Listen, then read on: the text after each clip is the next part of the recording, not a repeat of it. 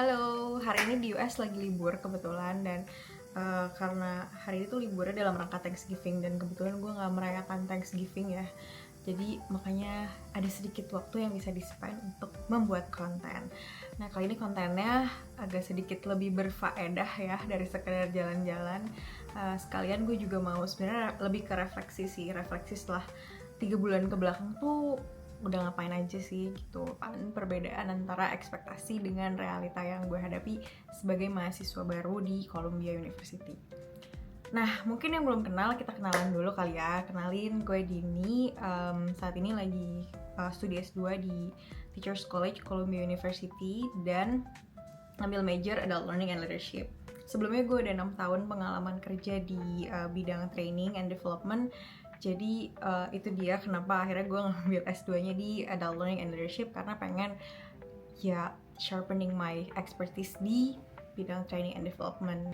Nah tapi gue sebelumnya mau disclaimer dulu untuk memberikan konteks supaya teman-teman tidak mudah menggeneralisasikan apa yang gue sampaikan ke pemahaman teman-teman in general gitu. Jadi konteks tuh penting kan ya. Nah, gue mau memberikan konteks kalau gue di sini menyampaikan ini di tahun 2024 sebagai maba di Columbia, specifically di Teachers College, yang mana ngambil program Adult Learning and Leadership dan masih 3 bulan pertama nih, pengalaman 3 bulan pertama. Jadi mungkin ya pengalaman ini akan terus berkembang gitu, dan juga gak bisa digeneralisasi ke teman-teman yang ada di fakultas atau di school lain gitu, karena di school lain ya pastinya demandnya beda, pengalamannya beda gitu. Jadi konteks yang tadi gue sampein semoga bisa di keep in mind gitu ya selama nonton video ini, tanpa langsung menggeneralisasi informasi-informasi ini ke berbagai setting yang lain gitu ya, yang mungkin jauh dari kata similar. Ya pokoknya langsung aja kita bahas tentang ekspektasi versus realita, khususnya di akademik gitu. Pertama, dulu tuh ekspektasi gue sebenarnya lumayan tinggi gitu terkait si academic demand yang ada di Teachers College gitu, spesifik di jurusan gue, karena gue pikir gitu ya, karena ini Ivy League gitu, terus udah gitu kalau gue liat cohort gue tuh orang-orang yang udah berpengalaman dan profesornya juga profesor yang oke gitu ya. Gue liat kayaknya academic demandnya bakal susah nih gitu. Ternyata enggak juga gitu, ternyata sangat-sangat manageable. Mungkin kalau dari gue pribadi yang membuat itu masih manageable adalah pertama mungkin karena semester 1 gitu ya. Semester 1 tuh kan masih introductory semua gitu. Dan ditambah lagi yang kedua, introductory-nya ini tuh kebanyakan membahas background teori yang biasanya tuh dari psikologi, yang mana itu adalah S1 gue gitu kan. Jadi makanya gue tuh nggak totally baru menurut gue. Apa yang udah gue dapatkan di S1 tuh dipelajarin lagi dengan tentunya dengan baggage yang udah gue punya juga gitu sebelumnya pada saat gue di pekerjaan gitu. Jadi makanya pada saat di kelas tuh nggak terlalu roaming lah gitu. Tapi ada juga sih surprisingly teori-teori yang baru gitu ya. Tapi ya again, karena mungkin baseline-nya masih ke psikologi lagi, jadi kayak somehow tuh kayak apa ya, koneksi di neuron gue tuh udah lebih ini kali ya, lebih mudah ke connect gitu ya kalau misalnya udah punya basic di psikologinya gitu.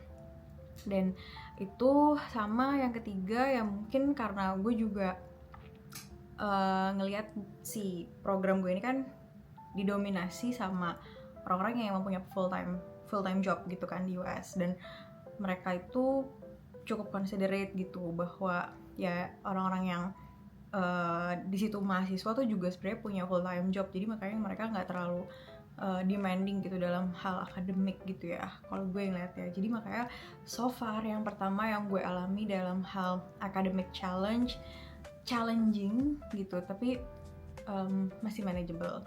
Nah terus yang kedua berkaitan sama challenge itu sendiri kali ya gitu. Tadinya tuh gue pikir kayak sebenarnya yang paling gue takut tuh kerja kelompok, karena kan kerja kelompok itu ya kita dari berbagai background, negara, culture, terus habis itu mengerjakan satu tugas kelompok gitu. Itu tuh emang hal yang termasuk yang gue takutin juga. Ekspektasi gue tuh gue bakal susah gitu buat keep up sama cara kerjanya mereka lah, sama ya pokoknya dinamikanya lumayan susah gitu yang gue bayangin tadinya, tapi ternyata pada saat dijalanin emang sih awal-awal lumayan challenging gitu, kayak cara gimana ya, gue tipikal yang gue suka observe gitu di awal gitu, terus gue mau observe dulu nih orang tuh kayak gimana, yang orang kayak gimana gitu kan. Di awal-awal gue ngeliat kayak oh ya ternyata cara berpikirnya beda-beda banget gitu. Ada yang kayak tipikalnya bener-bener kayak udah straightforward aja nih, kalau lo mau punya ini tuh harus goalsnya gini. Terus ada juga yang kerjaannya tuh ngalor ngidul gitu kalau ngomong. Tapi yang paling menarik menurut gue adalah kita semua tuh karena kita punya kayak kesepakatan gitu di kelas, kalau kita tuh semua harus punya beginners mindset gitu, jadi kita harus saling menghargai gitu. Jadi makanya walaupun dengan ciri khasnya masing-masing, cara kerjanya masing-masing, cuma pada saat udah udah ngobrol, udah diskusi gitu ya, udah gitu, itu jadi lebih ngeblend aja karena kita saling respectful gitu loh satu sama lain. Gue ngerasanya kayak gitu ya. Dan akhirnya dari so far berarti ada 3 kelompok yang gue pernah alami gitu, 2-nya tuh oke-oke aja gitu. Cuma emang yang satu ini tuh lumayan triggering ya gitu. Cuma untungnya waktu itu tugasnya nggak terlalu signifikan gitu sih, kayak udah cuma one time task gitu.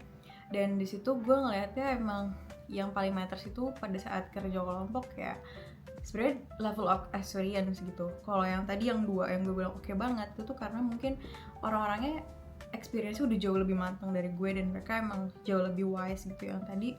Sedangkan yang ketiga yang tadi gue bilang agak-agak challenging itu orang-orangnya tuh experience-nya masih minim gitu ya, bahkan mereka masih fresh grad gitu dari S1 langsung lanjut S2. Dan di sisi lain sebenarnya selain itu juga exposure mereka terkait dunia luar tuh masih sedikit banget gitu. Ada mungkin fresh grad yang dia emang udah magang, udah punya ya pokoknya udah punya pengalaman kerja gitu ya, itu mereka akan jauh lebih resourceful, terus jauh lebih tahu gimana caranya act di dalam kelompok gitu ya. Tapi yang gue hadapin kemarin tuh sempet ada yang kayak karena mereka bener-bener beginners banget gitu dan belum punya pengalaman kerja, jadi makanya wah, a lot of things to do with them gitu. Tapi so far gue ngeliat even though gitu ya gue punya kelompok yang challenging gitu, dosennya tuh bisa sangat kayak pengertian gitu. Ini bukan ngadu ya, tapi lebih kayak dosennya duluan yang ngomong ke gue kayak gini ya, I saw you have a lot of work in your group gitu kan. Terus kayak gue ketawa aja, terus habis itu gue coba bilang kayak yeah, maybe this is the part of the group dynamics, and I think yeah it's become one of the lesson learned that I can take from this kind of group dynamics. Terus kayak dia bilang kayak iya, terus kayak ya udah akhirnya dari situ gue merasa ya dinamika kelompoknya itu sendiri tuh nggak cuma di dalam kelompok, tetapi dinamika dengan dosennya tuh jadi kayak salah satu part of the journey kan. Dan ternyata dosennya tuh considerate banget gitu, dia bisa tahu journey gue dan keep on eye, dan akhirnya nangkep bahwa gue tuh dalam kondisi yang butuh support lebih dari dia. Nah itu yang kedua. Nah yang ketiga ini sih kayak tadi berkaitan sama profesor gitu. Gue ngerasa ekspektasi gue tuh kan waktu gue liat sebelum gue berangkat, gue tahu bahwa profesor di situ keren-keren gitu kan orang-orangnya. Mereka yang udah punya riset tingkat dunia, terus juga punya teori sendiri gitu, terus juga atau mungkin punya organisasi yang udah puluhan tahun yang emang udah impactful banget di US gitu, yang kayak gue ngeliatnya kayaknya power distance-nya bakalan tinggi nih karena mereka tuh di kepala gue udah something banget gitu. Tapi ternyata pada saat ketemu gitu kayak oke, kayak mereka sangat-sangat menganggap dirinya mereka tuh setara gitu sama kita, gak ada power distance-nya gitu. Jadi karena kita nggak ada power distance gitu ya, kayak ya udah sama-sama setara gitu, jadinya makanya ngeliatnya tuh komunikasi dari email, dari komunikasi langsung itu tuh bener-bener kayak gak ada canggung sih gitu. Kalau gue pribadi gitu ngerasanya kayak ya udah kayak sama teman aja gitu. Kalau misalnya mau nanya tugas, kalau mau nanya tentang apapun ya udah gitu. Dan itu menurut gue ya lumayan eye opening sih pengalaman kayak gitu, karena kebayang dulu kalau di Indo mungkin power design sama dosen tuh nggak seakrab itu gitu, nggak bisa selevel itu gitu ya. Dan bahkan di kelas pun kayak gitu, banyak banget kayak mahasiswa yang mencoba untuk mendebat si dosen gitu. Nggak banyak sih, maksudnya ada aja gitu, ada mahasiswa yang mencoba untuk mendebat si dosen, tapi dosen itu again dia selalu kayak mencoba untuk open dan punya beginners mindset gitu. Dia mencoba untuk menyerap dulu apa yang dimaksud dan lain sebagainya, baru dijawab gitu, dan jawabnya juga thoughtful gitu ya. Nah yang keempat tuh sebenarnya terkait gaya belajar sih ya. Jadi kayak dulu tuh ekspektasi gue ya, emang sih gue tahu gitu bahwa kita tuh modelnya bakal flip classroom. Jadi kayak kita harus baca dulu semua materi sebelum masuk, terus habis itu nanti pas masuk dijelasin sama dosennya. Ekspektasi ya kan. Nah realitanya ternyata dosennya pun nggak ngejelasin secara rinci gitu loh tentang bacaan-bacaan yang udah seabrek kita baca tadi gitu. Kita tuh seminggu bisa kayak baca 4 artikel atau 5 artikel, dan itu untuk satu matkul. Satu artikelnya bisa sampai kayak 40 halamanan gitulah. Nah ternyata pas di kelas tuh juga ya udah gitu, nggak terlalu dibahas, tapi yang lebih banyak itu justru diskusi sama teman-teman satu cohort gitu. Kita dibagi jadi grup-grup kecil gitu kan. Diskusinya tuh bisa macam-macam banget karena teman-teman gue tuh banyak yang ya backgroundnya macam-macam. Kayak misalnya gue nih dari L&D gitu, ada juga yang dia lawyer, ada juga yang pengusaha, terus ada juga yang venture capitalist. Jadi backgroundnya tuh macam-macam banget. Dan akhirnya di situ tuh awalnya gue roaming sih, kayak ini tuh oke, kita udah baca, abis itu dia jelasin tapi brief aja, terus abis itu kita diskusi. Nah abis diskusi kan kita kayak ngedeliver masing-masing hasil diskusi kita gitu kan. And then what's next gitu. Nah tapi belakangan gue baru menyadari kalau emang itu American style gitu loh. Mereka tuh kayak sangat menghargai individual differences gitu, dan mereka tuh sangat-sangat student centered gitu. Jadi apapun yang di-provide di dalam kelas gitu, itu tuh sebenarnya cuma fasilitas aja gitu kan. Dia tuh memfasilitasi aja gitu bahwa kita perlu paham certain theory gitu kan, dan yang mengkontekstualisasikan itu ke setting kita masing-masing ya kita gitu loh yang responsible. Nah makanya di situ gue merasa kalau kalau emang gue ngerasa kurang ya berarti gue harus lebih proaktif gitu kan, which ya akhirnya gue jadi yaitu kayak suka nanya lah via email, ini tuh kira-kira apa yang gue pahami terkait ini, dan kalau misalnya gue implementasikan tuh seberapa benar gitu. Dan yang menariknya the way mereka kayak ngasih feedback itu tuh lumayan detail gitu ya. Jadi feedbacknya sebenarnya macam-macam sih, ada yang detail, ada yang kayak sangat general gitu, tapi so far setiap assignment tuh pasti ada feedbacknya gitu yang bisa bikin kita kayak refleksi ulang, yang nantinya tuh akan ngebantu kita buat ngekontekstualisasiin si pemahaman yang udah kita dapetin. Nah terus yang selanjutnya tuh ekspektasi terkait sistem grading.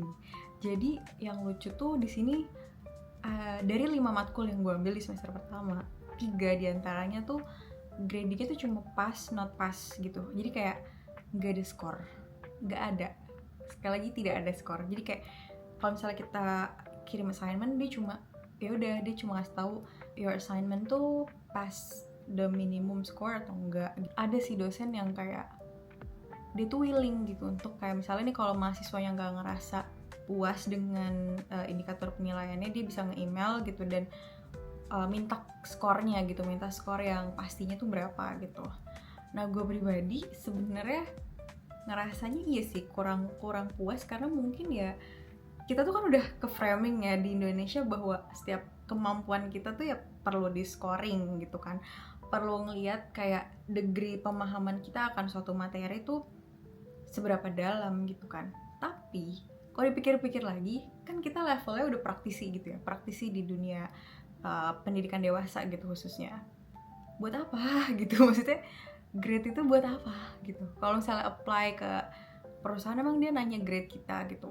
Mungkin untuk kayak perusahaan-perusahaan yang well known atau multinational company mungkin perlu gitu. Cuma kalau di konteks gue pribadi, gue ngerasa ya juga ya, gue jadi mempertanyakan ulang gitu, sebenarnya buat apa gitu. Nah makanya itu gue tuh kemarin sempat nge-email si program director gue. Jadi di dalam Adult Learning and Leadership ini kan ada program directornya, dan gue nge-email dia untuk kayak bener-bener nge-reflect semua yang gue rasain bareng sama dia, Terus habis itu tuh nanti kita akan diskusi gitu terkait persepsi gue terhadap skor gue, dan gue mau meminta validasi dari dia gitu. Karena gimana pun juga gue masih belum fully understand interpretasi dari nilai-nilai yang dikasih sama dosen gitu.